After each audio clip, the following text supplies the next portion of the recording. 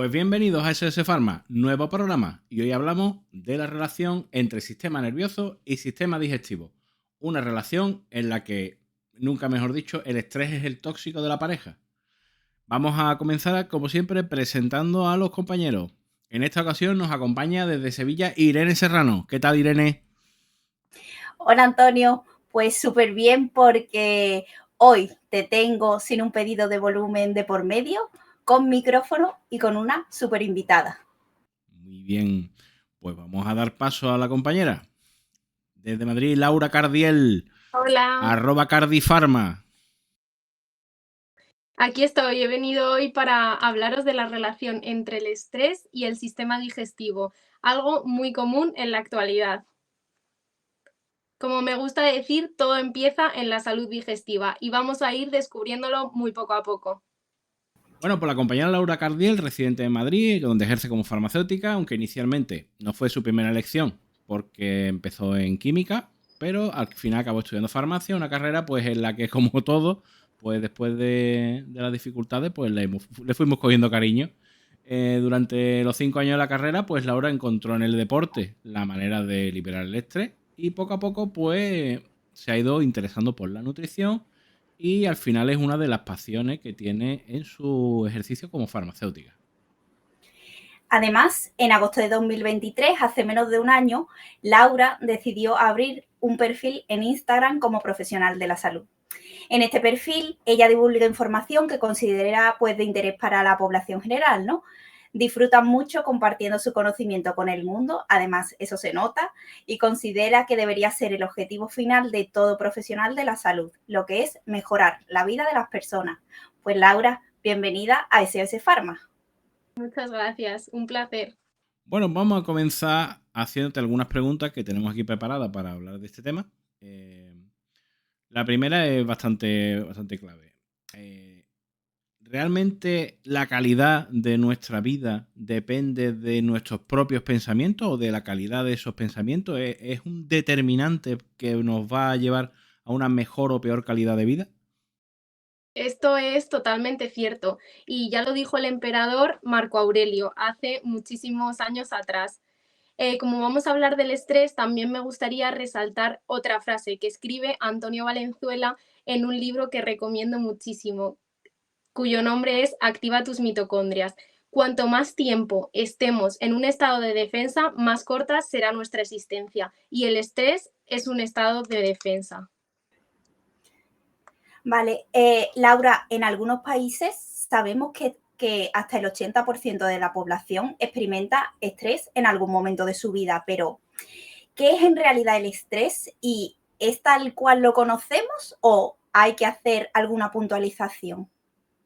Pues bien, según la OMS, se puede definir el estrés como un estado de preocupación o de tensión mental generado por una situación difícil en nuestra vida.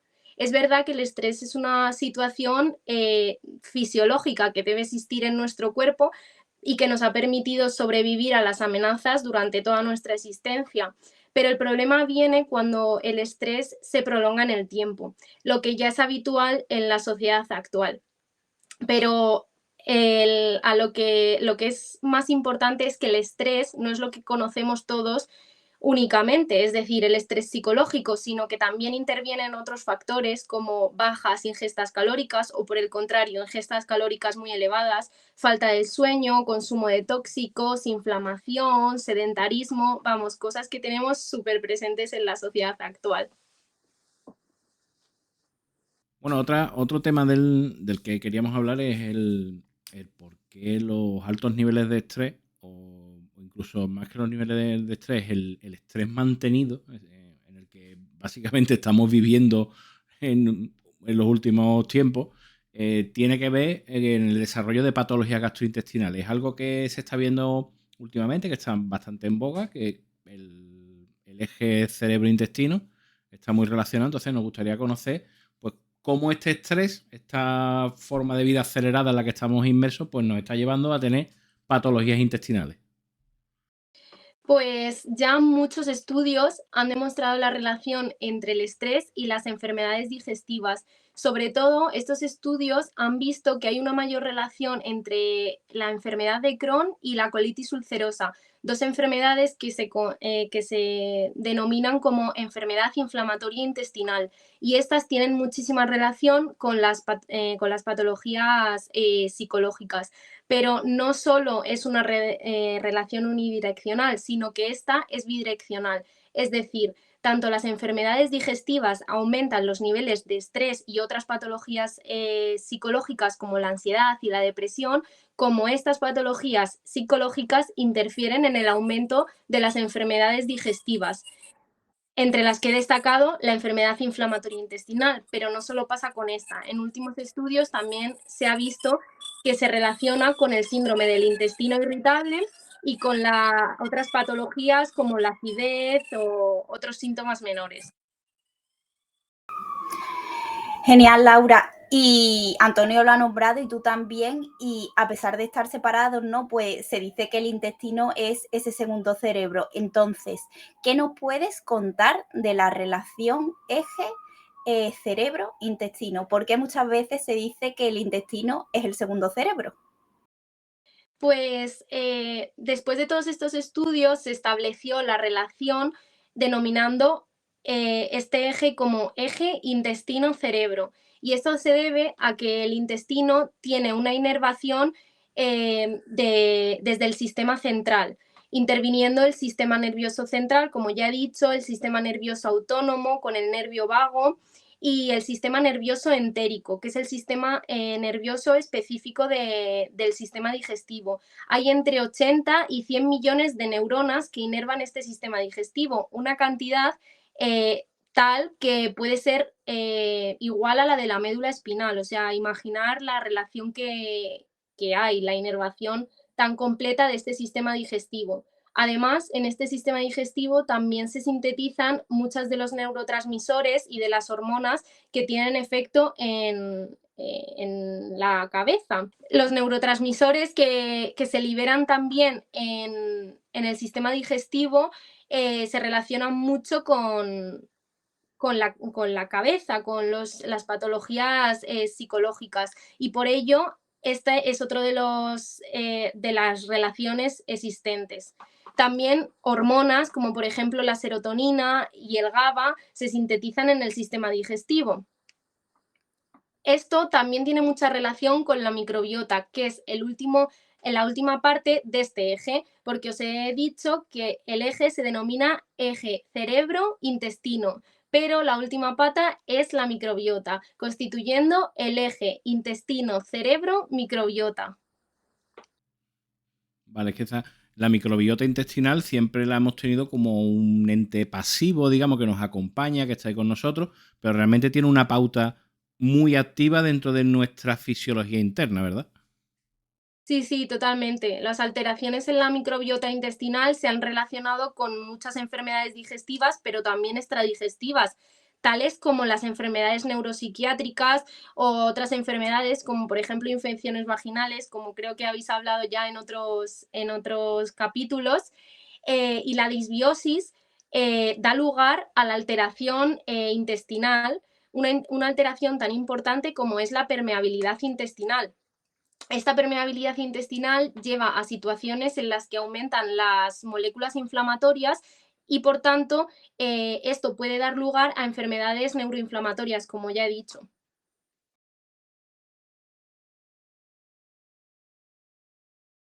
Que aparte del tema de la permeabilidad intestinal, nosotros en Petit Comité también comentamos el término SIBO, que es un sobrecrecimiento bacteriano al final de la última parte o del intestino delgado.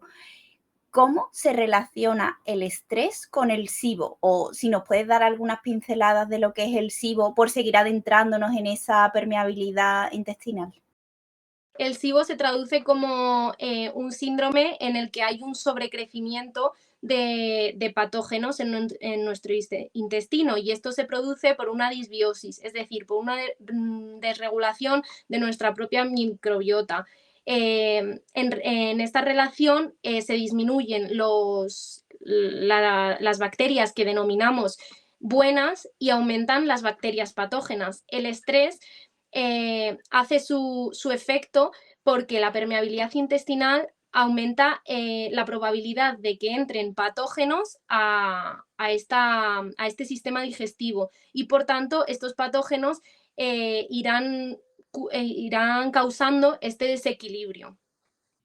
Entonces el SIBO lo que nos está llevando es a un exceso de patógenos. ¿No existe un efecto, digamos, por sustancias producidas por la microbiota o simplemente es por entrada de la microbiota? Es que, Antonio, en el SIBO, en realidad, ese sobrecrecimiento de patógenos es completamente anormal, porque en el intestino delgado, a diferencia del intestino grueso, no hay tanta microbiota. Entonces, ese sobrecrecimiento lo que exacerba son síntomas tales como la flatulencia, la pesadez de estómago, porque en esa parte del intestino delgado no debería haber tanta microbiota. O sea, Pero es que este es el punto de conflicto donde muchas veces el paciente no termina de entender cuál es la importancia del SIBO. Por eso me gustaría hacer esa distinción, que no es lo mismo la microflora que normalmente comentamos cuando tenemos esos problemas diarreicos, que normalmente es la afectación de la microbiota del intestino grueso, que es la que normalmente controlamos en este tipo de patologías, al SIBO que nos está colonizando el intestino delgado. Entonces, por eso quería remarcar este tema, porque es un tema que creo que no estamos transmitiendo bien al paciente, la importancia de por qué hay que tratarlo. Hay que tratar porque también, como tú bien has dicho, no es solo un sobrecrecimiento de bacterias patógenas, sino que también las bacterias que nosotros afecta a las bacterias que nosotros ya tenemos. Y estas bacterias son encargadas de la síntesis de muchas moléculas útiles en nuestra vida, como por ejemplo los neurotransmisores y las hormonas que ya he dicho. Entonces, al final se crea un círculo vicioso en el que no solo está afectado este nivel de bacterias, sino que hay una afectación más a nivel sistémico.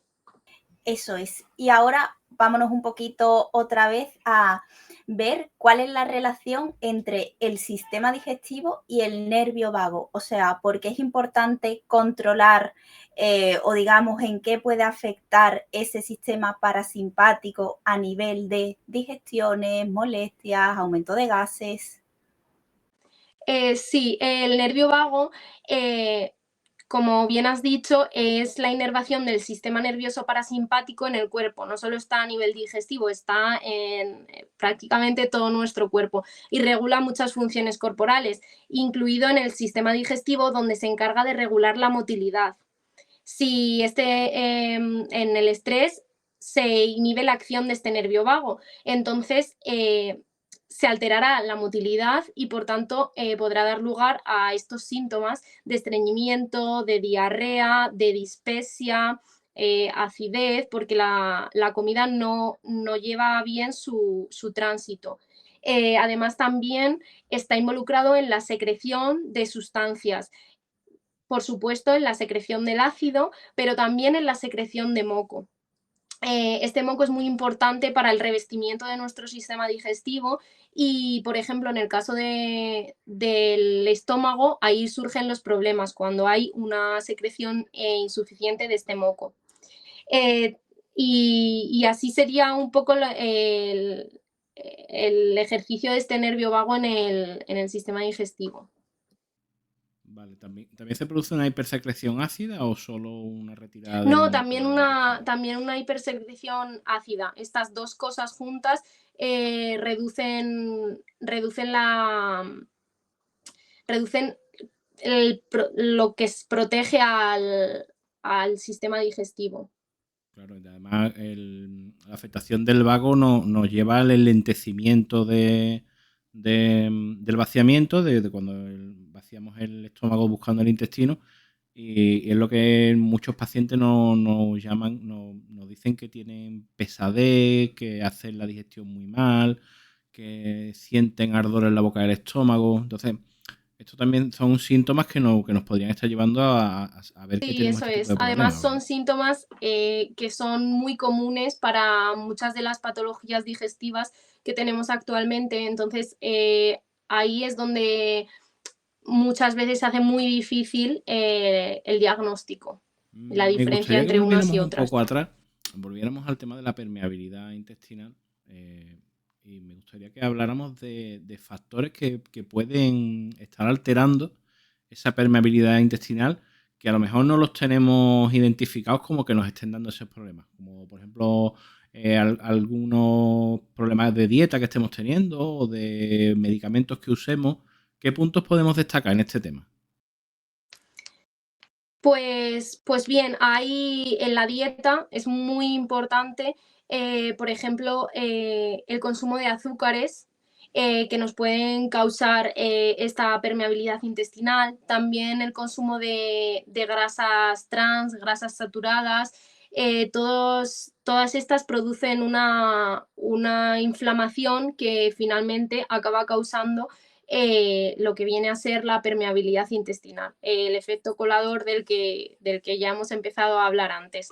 Y por supuesto las situaciones prolongadas de estrés, claro.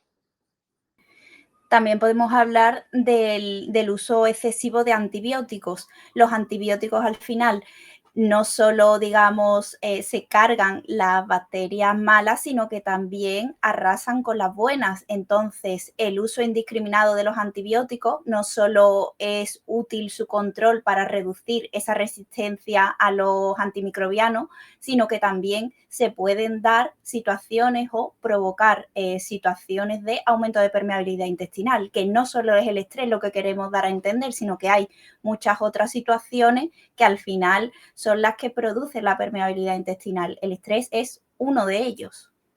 Sí, eso es. Hay muchos factores que están involucrados en este proceso. Muy bien, Laura. Pues yo te quería hacer una pregunta, porque no me ha quedado muy claro.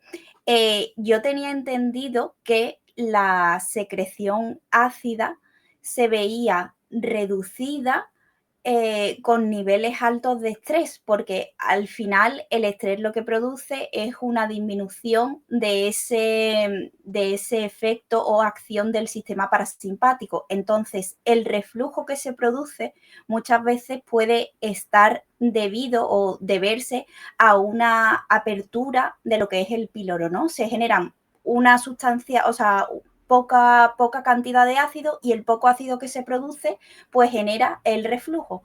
Sin embargo, creo que cuando hay altos niveles de estrés, lo que se generan son al contrario situaciones de hipocloridia. De ahí que las digestiones sean pesadas, que tengamos esa dispepsia o malas digestiones, el tránsito intestinal es mucho más lento. ¿Me lo puedes aclarar? Sí, eso es. Creo que antes lo he dicho mal. Hay una reducción de ácido, pero este ácido, como tú bien has dicho, puede subir para arriba por los problemas adicionales que hay y además por esta poca secreción de moco, como he dicho antes, que eso sí que lo he dicho bien, Sí. el poco ácido que hay afecta al sistema digestivo, sobre todo a nivel del estómago, claro. Y ese reflujo estaría más relacionado más que con una hipersecreción, con una baja motilidad, ¿verdad? Como se Sí, eso reduce el es. movimiento del vaciado, el poco ácido que se produce, aún así produce el reflujo hacia arriba. Sí, eso es. Al final, lo que hace el estrés es ponernos ante una situación de alerta y nuestro organismo decide guardar toda la energía para esta situación y deja de segregar moco, deja de segregar ácido, como que toda la energía y por supuesto deja de activar la motilidad intestinal para que toda la energía la lleve a esa situación de estrés puntual que se supone puntual que se necesita en ese momento. Bueno, pues es el momento de que Irene abra un melón. Claro, porque todo esto Inauguramos la venía sección La melonería de SC Pharma. Todo esto venía porque cuando nos empezamos a preparar el guión, pues nosotros investigamos, ¿no? Porque al final no somos expertos en el Nosotros tema es y Irene, ¿vale? yo. Bueno, pero aquí colaboramos todos, Antonio. Entonces, para, digamos, dar como algún dato así interesante, hemos descubierto lo que se llama el test del bicarbonato, ¿vale? Que es un test muy fácil para diagnosticar el buen funcionamiento del estómago, ¿no? ¿Y en qué se basa ese test? Pues fijaos, se debe tomar un vasito de agua con un sobrecito o con una cucharadita de bicarbonato, siempre en un ayuno mínimo de 8 horas. Y lo que se pretende, al final, como el bicarbonato es una sustancia alcalina, es básica y en el estómago, a la entrada de ese bicarbonato, se debe producir ácido, esa relación ácido-base, pues produce dióxido de carbono. Y el dióxido de carbono, ¿cómo se expulsa? Pues en forma de eructo, ¿vale? Entonces, sí, dependiendo del tiempo que tardemos en eructar, pues eso nos va a indicar un buen o mal funcionamiento de nuestro estómago. Entonces, según los resultados, se debe eructar para ver que el estómago funcione de forma adecuada entre 0 a 3 minutos, ¿vale? A partir de los 3 minutos, si eructamos pues a los 5, 8 minutos, eso nos indica situaciones de hipocloridia, es decir, que el estómago no está produciendo de forma correcta ese ácido. Y bueno, y si se eructara de manera muy rápida, en segundos, se podrían dar situaciones de hipercloridia, es decir, de que se produce más ácido de la cuenta, aunque eso es súper raro. Así que a personas que estén sanas, que quieran investigar, porque este test es totalmente inocuo, no produce nada, pues hombre, aconsejamos, ¿no? O proponemos que lo realicen en casa y que abajo nos pongan el tiempo que tardan en eructar. Nos hace ilusión. Podríamos hacerte una tabla. Este es un Un test estudio. muy gracioso, sí. Y creo que es una buena, aunque muchos expertos dicen que no, obviamente no es lo más óptimo para saber si hay un problema o no, pero sí que podría ser un buen punto de partida en personas que tengan molestias gastrointestinales, como hemos dicho, flatulencia, diarrea o estreñimiento, distensión abdominal, para poder hacerse una idea y estaría divertido que lo hicieran. Más que nada Pues sería sí, os un animamos puntito a que extra. lo pongáis en los comentarios. Además, mucha gente se piensa que sus problemas de estómago vienen o de sistema digestivo, vienen por situaciones de hipercloridia, de mucho ácido en el estómago, y la mayoría de las veces ocurre por el caso contrario.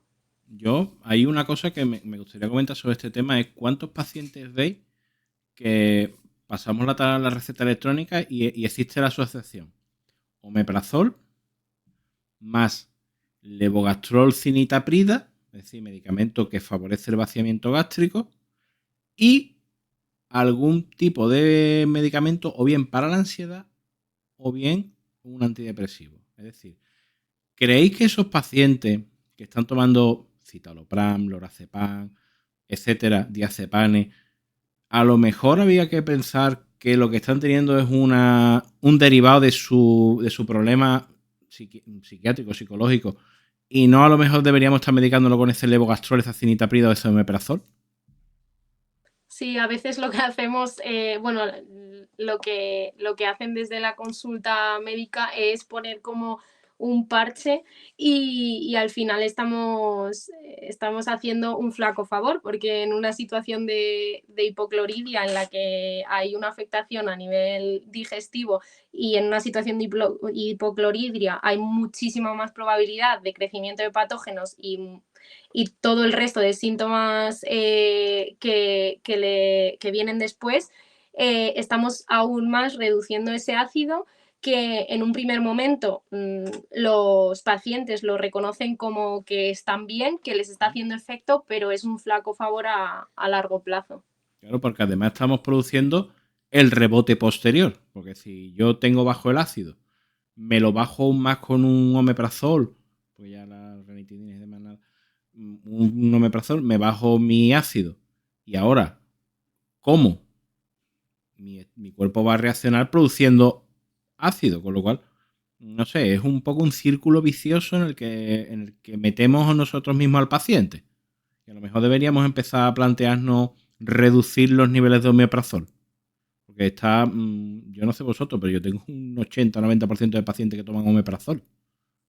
Sí, eso es. Además, muchas veces antes de tratar los síntomas de esa acidez con un omeprazol, también en muchos de los casos habría que tratar la afección propia de la mucosa con otros productos, por ejemplo, naturales como el aloe vera o el kuzu, que no sé si habéis escuchado hablar de él. Es también un producto natural que ayuda a proteger la mucosa y una vez ya tratada esta mucosa es cuando se pueden empezar a hacer otros pasos del tratamiento del sistema digestivo, que en muchas ocasiones son con ácidos por situaciones de hipocloridria en vez de con inhibidores de este.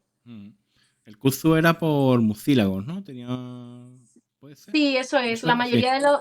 La mayoría de las soluciones frente a la mucosa suelen ser mucílagos, como también es el Sí, caso básicamente lo que hacemos, para que no... El mucílago lo que hace es imitar a ese moco intestinal y adherirse a la pared intestinal para evitar el acceso del ácido. Claro, eso es. Que es lo que muchas veces la gente entiende que el omeprazol es un protector de estómago y todos piensan en la función barrera cuando realmente no la tiene, ni la ha tenido, ni la va a tener en la vida, pero los mucílagos sí la tienen, forman esa película cobertora y alivian ese malestar, sobre todo en personas que tienen esa gastritis crónica por exceso de ácido. Sí, al final estamos viendo que hay un sobretratamiento de problemas digestivos con medicamentos que a lo mejor no son los más adecuados, que no hay un diagnóstico certero, porque al final hemos hablado así de forma un poco jocosa sobre el test de bicarbonato, pero Antonio, el test de disbiosis intestinal, ¿cuánto es de caro? Caro. O sea, muy caro. Realmente nadie tiene un diagnóstico certero de un SIBO, ¿no? O sea, solo se basa en función pues de los síntomas más típicos que tiene o que manifiesta en la consulta del médico. Con lo cual, pues... Haciendo una búsqueda rápida, pues no lo tengo por aquí, pero era caro. Mira, aquí, 10 unidades de 340 euros. Y es de los más baratos que he encontrado. Es que es normal, claro, es normal que un test de bicarbonato lo realicen, además lo sabemos, lo realizan algunos especialistas, digamos, para diagnosticar o por lo menos para tranquilizar al paciente, porque es que un test de disbiosis sabemos que en atención primaria pues no se utiliza. Es verdad. Desde aquí también me gustaría, que me parece muy importante, recalcar la importancia del trabajo multidisciplinar de la asistencia sanitaria, porque estamos viendo que de nada sirve derivar al paciente únicamente al médico de cabecera cuando por casos de estrés se causan patologías digestivas, pero no solo hay que tratar las patologías digestivas, sino también hay que tratar a nivel de psicólogo las patologías psicológicas, o también a nivel de nutrición las patologías que vienen por una mala alimentación a la que estamos expuestos actualmente y que tienen mucha importancia en este tipo de patologías. Y por supuesto el papel de farmacéutico desde la oficina de farmacia, dando pautas higiénico-dietéticas que lo hacemos muy bien. Sí, esto lo comentamos con la compañera Alejandra Barea y al final es que al paciente hay que tratarlo como un todo. O sea, tu alimentación, tu forma de vida, tu estilo de sueño, es que todo te va a alterar tu organismo y al final las patologías no... Al final esto no es el de digestivo una cosa, el de respiratorio otro, no. Al final tenemos que tener al paciente como un todo y hay que fomentar la visión holística del paciente, la visión 360, que es la que al final es la que nos va a ayudar a resolver estos problemas y no verlo como formas aisladas y nos vemos eso a los pacientes con tratamientos que no tienen sentido uno encima de otro. Al final esa visión 360 es la que acabará imperando, ¿verdad? Yo siempre intento Totalmente darle la importancia a esto, la importancia que debe. Bueno, pues muy bien. Irene, ¿tienes alguna pregunta más por ahí? No, que solo quería decir que da gusto, ¿no?, hablar con profesionales que sepan, se preocupen de los pacientes como es Laura, porque es que a mí me atiende Laura en la farmacia y yo si tengo un problema de ansiedad, estrés y ella me dice que además mis síntomas digestivos pueden estar relacionados, es que me calma y eso me beneficia.